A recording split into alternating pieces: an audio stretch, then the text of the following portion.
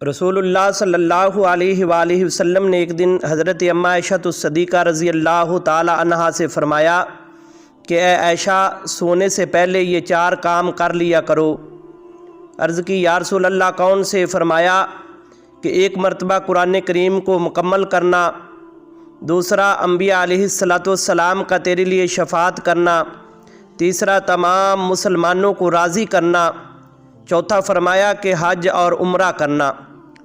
تو آقا کریم صلی اللہ علیہ وآلہ وسلم جب نماز ادا کر کے بستر پر لیٹنے لگے تو حضرت اماں عائشہ الصدیقہ رضی اللہ تعالی عنہ عرض کرتی ہیں یا رسول اللہ، یہ سونے سے پہلے یہ 4 کام میں کس طرح کر لیا کروں؟